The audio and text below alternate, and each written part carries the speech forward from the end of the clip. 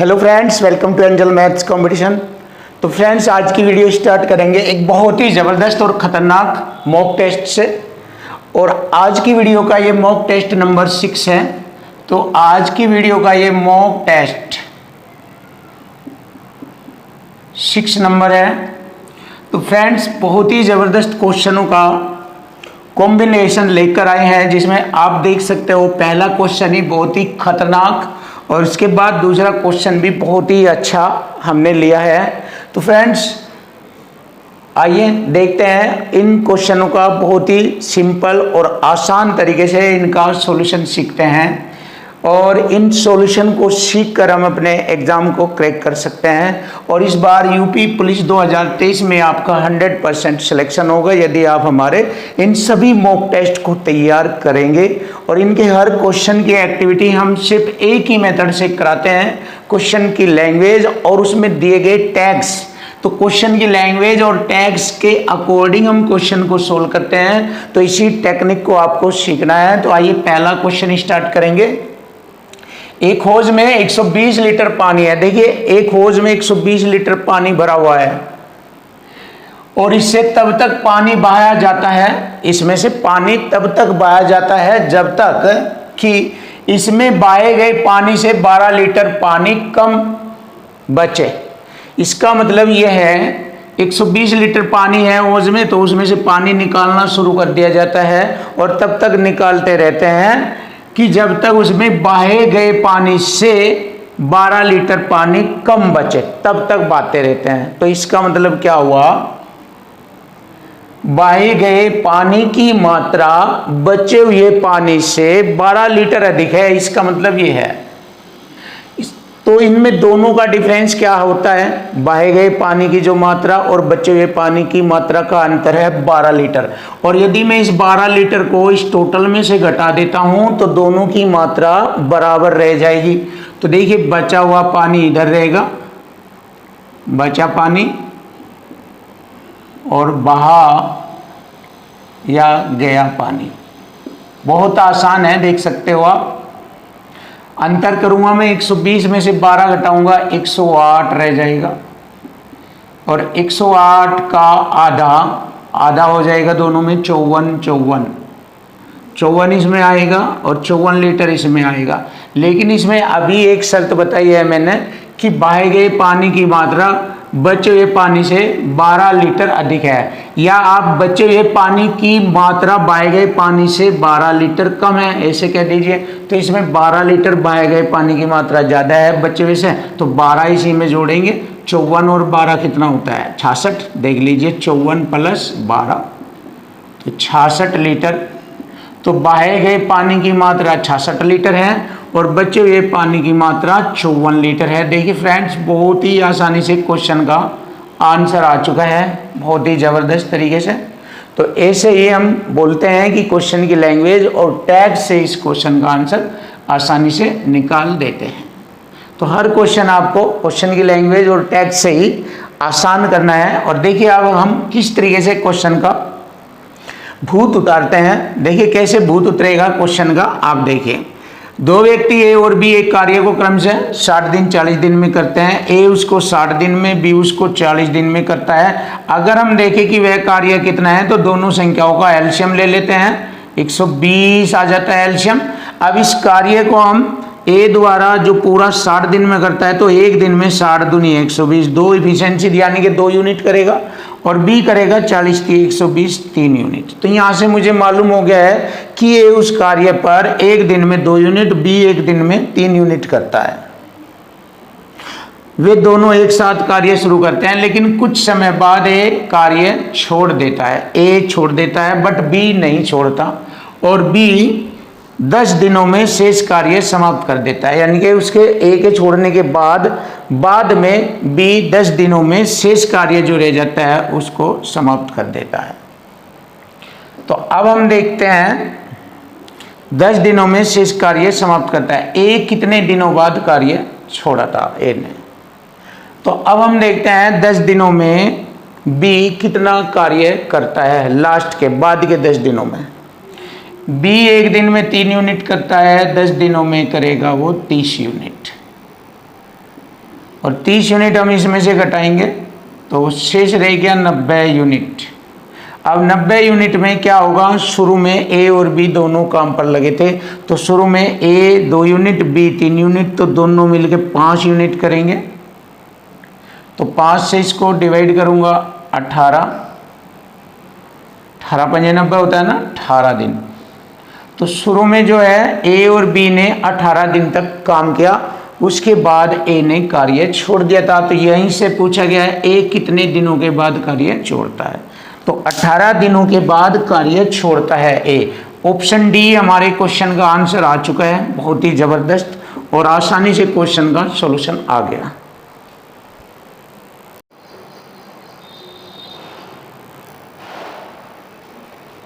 Question number 3 बहुत ही super और best question आपके सामने, और इसका सॉल्यूशन भी बेस्ट ही होगा। देखिए बेस्ट सॉल्यूशन के कंपटीशन हम कराते हैं और बहुत ही अच्छे अच्छे क्वेश्चन आपको देखने को मिलेंगे।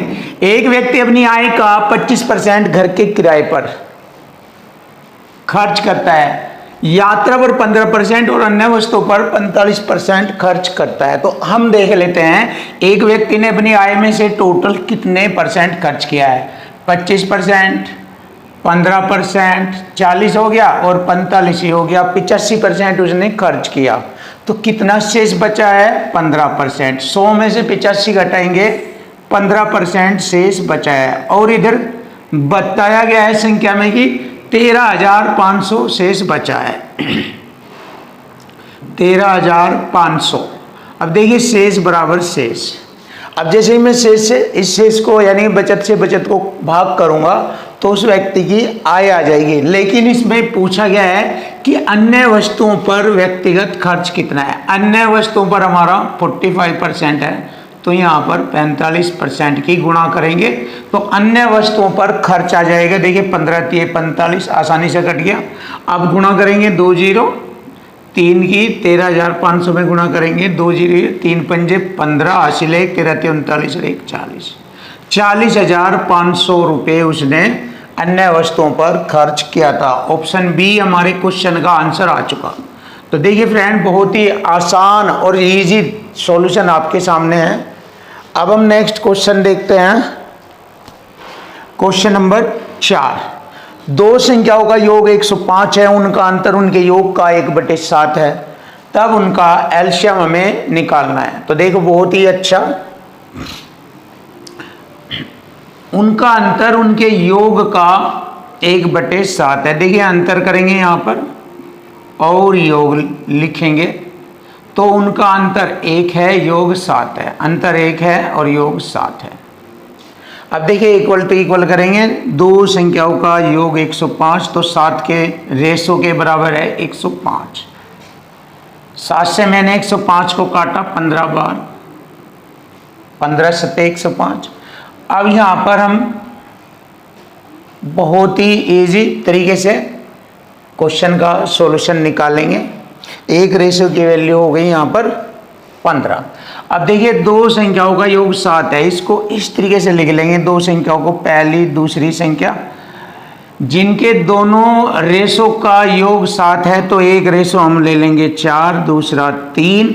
और ऐसा इसलिए लिया है क्योंकि उनमें दोनों में अंतर 1 भी होना चाहिए। देखो अंतर 1, वरना तो हम 6 और 1 भी ले लेते, बट हमें अंतर वाली कंडीशन के अकॉर्डिंग लेना है। 7 के मैंने 2 ऐसे पार्ट करे, 2 ऐसे भाग करे रेशो में, जिनका योग तो 7 होगा और अंतर 1 होगा।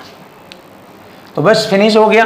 अब उनका एलसीएम निकालना, तो देखिए इनका एलसीएम निकालना चाहे तो ये अलग अलग संख्या निकाल लीजिए। ऐसे 15 चौका 60, 15 तिये 45, ये आ गई। दोनों संख्याओं का योग 105 सिद्ध हो गया।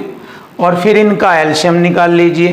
तो आप ऐसे कर सकते हैं, ऐसे देखो इन दोनों का एलसीएम कितना हो गया, दोनों का गुणनफल करेंगे 4 × 12 और 12 में ही हम 15 की गुणा करेंगे, उन दोनों का एलसीएम आ जाएगा 15 12 की गुणा 180। तो हमारी दी गई दोनों संख्याओं का एलसीएम था 180। ऑप्शन ए हमारे क्वेश्चन का आंसर बन गया है। क्वेश्चन नंबर 5, देखिए क्वेश्चन नंबर 5 कितना आसान और कितने सुंदर तरीके से इसका सॉल्यूशन किया जाएगा। देखो 3 अंकों वाली दो संख्याओं का HCF 17 है और उनका एलसीएम 714 है, तो उन दोनों संख्याओं का योग बताओ। तो देखो दोनों संख्याओं का योग ज्ञात करने के लिए हमें क्या करना है कि HCF से एलसीएम को पूरा पूरा भाग दिया जाता है, तो HCF द्वारा एलसीएम को पूरा पूरा भाग दिया जाता है। तो मैंने यहाँ पर HCF से एलसीएम को पूरा काटा, ये कॉन्सेप्ट है 17 चौका 68, 3 बचेगा 34, 17 दूनी 34, देखिए काटा इसको, ये 42 बार कटा। अब यहाँ इसके दो फैक्टर करेंगे अनुपात के रूप में, 6 सत्ते 42, वैसे 21 दूनी 42 भी होता है, 7 छंग 42 होता है, बट हमें ऐसे फैक्टर करने हैं जो हमारे संख्याओं का HCF 17 और एलसीएम 714 को रिप्रेजेंट करे। अब देखो दोनों संख्याएं मैं यहाँ से निकालूंगा, HCF की इन रेशों में गुणा करेंगे, दोनों संख्याएं आ जाएगी 17 छिके 102 और 3 अंकों वाली संख्या भी होगी और 17 सत्ते 119।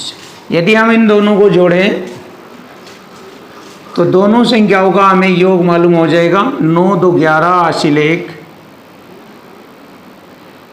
इसमें जोड़ेंगे हासिल 2 और 0 2, 1 और 1 2, यानी कि 221। तो उन दोनों संख्याओं का योग था 221। ऑप्शन सी हमारे क्वेश्चन का आंसर।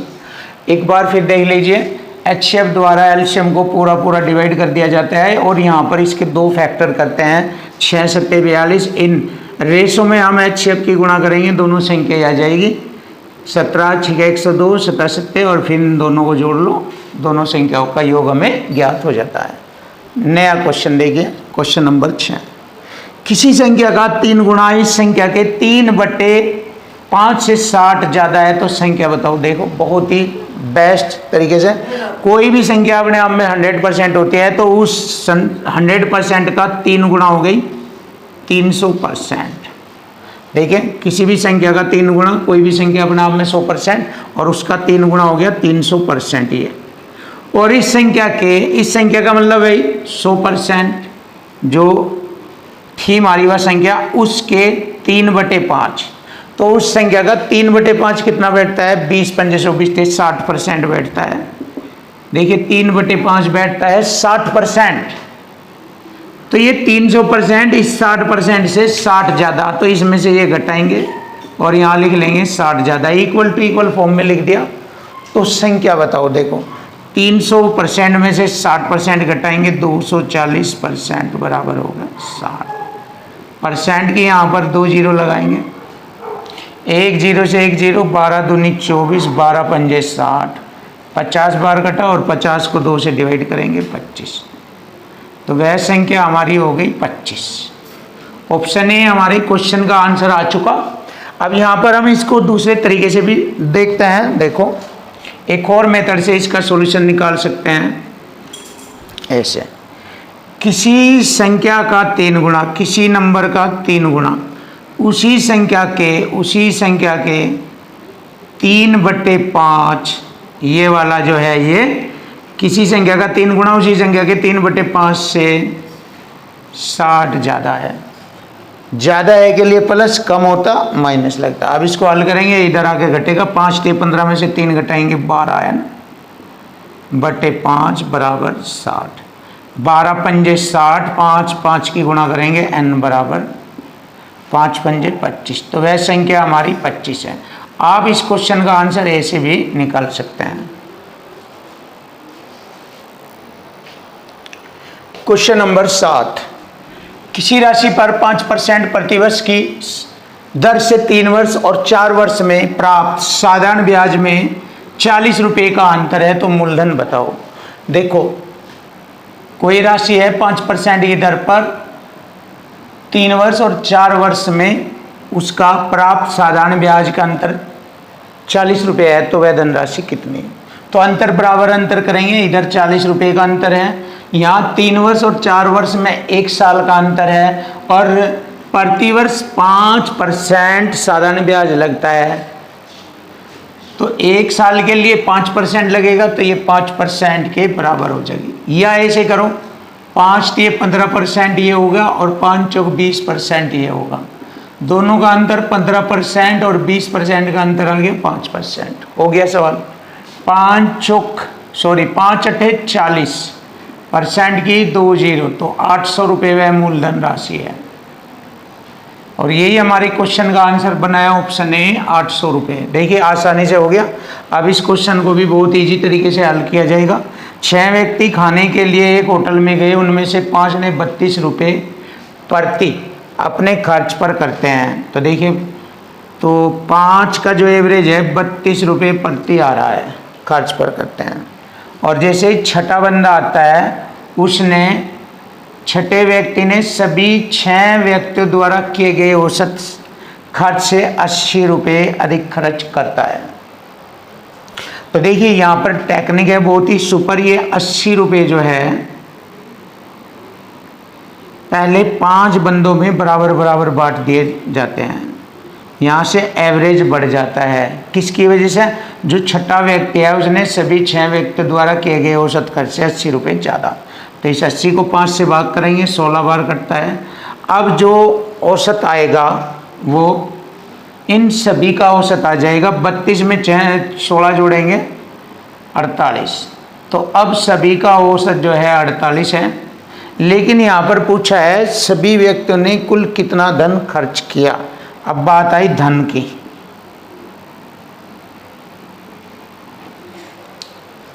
देखो 6 व्यक्ति है और औसत खर्च आ रहा 48 रुपये। तो कितना धन खर्च होगा टोटल? 6 48, 4 6 24, 4 28, 288 रुपये टोटल धन खर्च आएगा। और यही हमारे क्वेश्चन का आंसर बनता है ऑप्शन सी, 288 रुपया। क्वेश्चन नंबर 9 बहुत ही बेस्ट क्वेश्चन।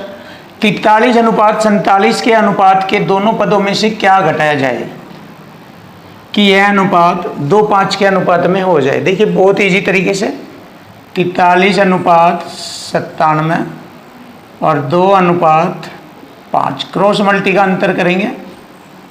चलिए 5 × 15, 5 चौक 20, 21, 215। फिर 2 सते 14, हासिल 1, 2 नम 18, 1 19। दोनों का अंतर करेंगे। 5 में से 4 घटाएंगे 1, 11 में से 9 घटाएंगे 2, 21 आता है। दोनों का अंतर यहाँ लिख लेंगे और यहाँ पर इन दोनों का अंतर देख लेंगे कितना होता है। 2 और 5 का अंतर 3 है, तो 3 सते 21। तो वह घटाई जाने वाली संख्या है 7। और यही हमारे क्वेश्चन का आंसर बनता है 7।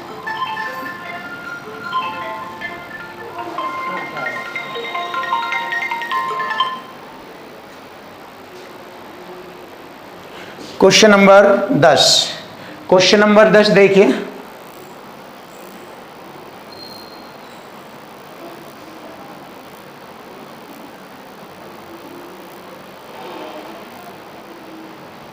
Question number 10।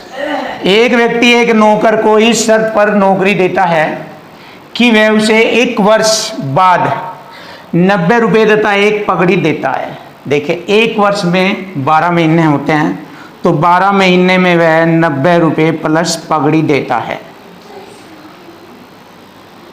नौकर केवल 9 माह कार्य करता है, 9 माह कार्य करता है और वह 65 रुपये प्लस पगड़ी प्राप्त करता है। 65 रुपये प्लस पगड़ी। तो पगड़ी का मूल्य बताओ। देखिए आसानी से क्वेश्चन का आंसर आ जाएगा। छोटा कर लीजिए, 3 × 9, 3 चौक 12, क्रॉस मल्टी कर लीजिए, गुणा 9 × 27, 270 प्लस 3p बराबर 4 × 5 20, 4 × 6 24, 2 26 और प्लस 4p। देखिए आंसर आ जाएगा। 3p इधर जाके घटेंगे, 4p में से 3p 1p और 260 घटेंगे 270 में से 10 रह जाएगा। तो पगड़ी का मूल्य 10 रुपये था। तो फ्रेंड यही हमारे क्वेश्चन का आंसर आता है, पगड़ी का मूल्य 10 रुपया, option C. Question number 11, 10 litre मिश्रण में 9% शर्करा है, घोल में से 1 लीटर पानी वाष्पित हो जाता है, तो शेष घोल में शर्करा का परसेंट बताओ। बहुत ही आसान तरीके से क्वेश्चन हल होगा। देखिए 10 लीटर में 9% शर्करा है, अब घोल में से 1 लीटर पानी जल वाष्प हो जाता है, तो घोल में अब 10 में से 1 लीटर पानी उड़ गया, तो घोल में टोटल घोल 9 लीटर का रह गया। टोटल की मात्रा बटे में लिखेंगे, तो इस घोल में शर्करा का परसेंट बताया अब। तो बहुत ही आसान, 9 से 9 को भाग किया 10%, यही हमारे क्वेश्चन का आंसर बनता है 10%, ऑप्शन बी। तो बहुत ही इजी तरीके से क्वेश्चन फिनिश। आप देखिए ये क्वेश्चन भी बहुत ज़बरदस्त है, आप खुद पढ़कर देख सकते हैं कि ये खतरनाक क्वेश्चन है या नहीं है। 6 आमों तथा 3 संतरों का औसत मूल्य, देखो इन्हें जोड़ लेंगे 6 और 3 9 का औसत मूल्य यहाँ लिखूंगा 25 है, तो 25 नंबर 225, योग होगा 225 रुपया। 4 आमों व 7 संतरों, इन्हें जोड़ूंगा 4 और 11, 7 और 4 11, 11 का औसत मूल्य हो गया 35, 11 का 11 पंजे 55 और 11 33 और 5 38, यानी 11 का योग हो गया 385। अब देखो कितनी वस्तु हो गई है 20, 11 9 20, 20 का योग हो गया 5 5 10, 8 2 10, 11 3 6, 620 रुपये। देखिए 20 का योग 620 रुपये आया है, तो उसने पूछा 20 आम और 20 संतरे, हमारे पास 20 की वैल्यू है, यहाँ पर 40 की पूछ रहा है, यानी कि 20 का 2 गुना डबल, 2 की गुणा कर देंगे, 20 संतरे और 20 आमों का योग आ जाएगा 610 दूनी 1220, 610 दूनी 1220, यही हमारे क्वेश्चन का आंसर आता है 1220, ऑप्शन सी।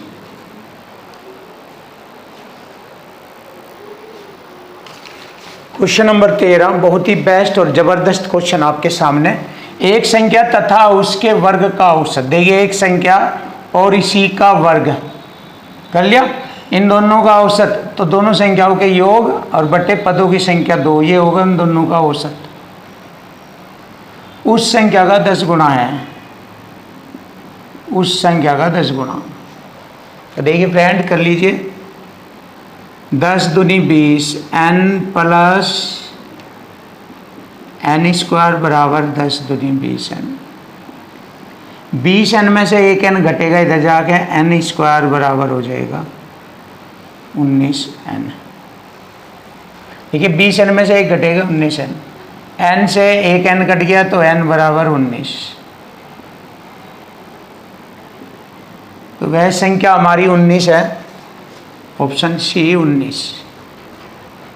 नया क्वेश्चन नंबर 14, बहुत ही अच्छा क्वेश्चन। 100 बिल्लियाँ 100 दिनों में 100 चूहे मारती है, 100 बिल्लियाँ 100 दिनों में 100 चूहे मारती है।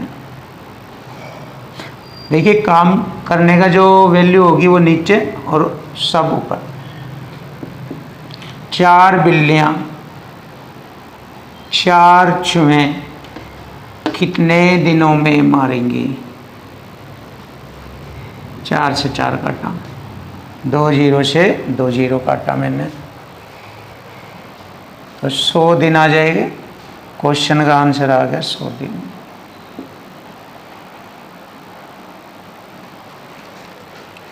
ऑप्शन डी हमारे क्वेश्चन का आंसर बनता है 100 दिन।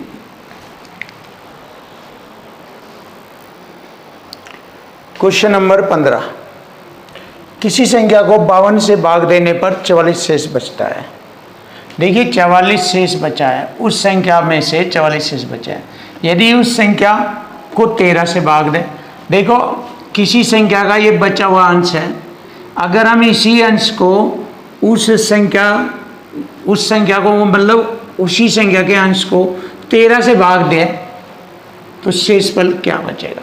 तो ये इस प्रकार के क्वेश्चन इस तरीके से कर लेते हैं। जो शेष संख्या बची हुई है पहली कंडीशन के अनुसार, उसको दूसरी भाजक संख्या से भाग देकर शेषफल ज्ञात कर लेते हैं। तो 13 से भाग दिया जाए तो शेषफल क्या होगा। चलिए 13 से भाग देंगे। 13 3 39 40, तो शेषफल कितना होगा 5। हमारे क्वेश्चन का आंसर आ चुका है 5, ऑप्शन डी 5। अब नया क्वेश्चन बी, ये भी बहुत ही अच्छा क्वेश्चन है, देखते हैं। दो संख्याओं का में से 23 है और उनके लय से के अन्य दो गुणनखंड 13 तथा 14 है। बड़ी संख्या बताओ। तो बड़ी संख्या वह होगी जिसका गुणनखंड बड़ा होगा।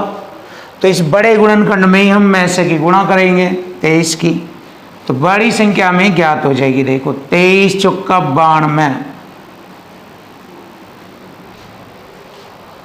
9 हासिल, 23 ही कम 23 और 9 कितना हो गया 32।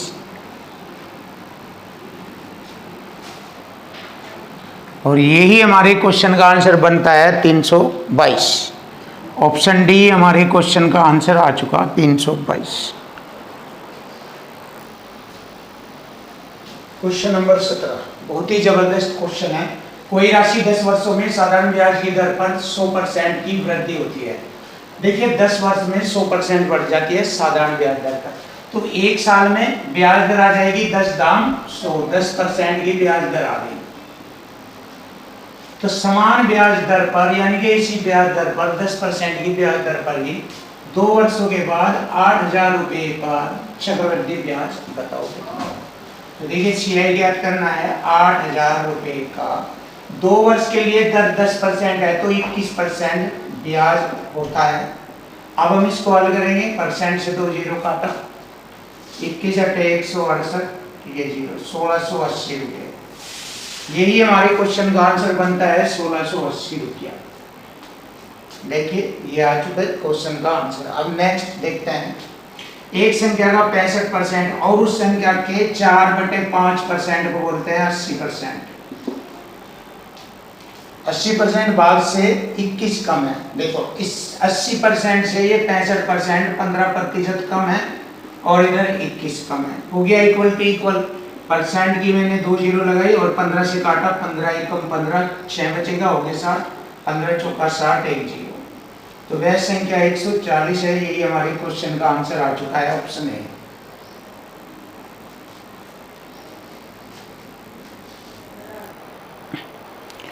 क्वेश्चन नंबर 19 देखिए फ्रेंड, बहुत ही जबरदस्त और आसान तरीके से क्वेश्चन का सॉल्यूशन होगा।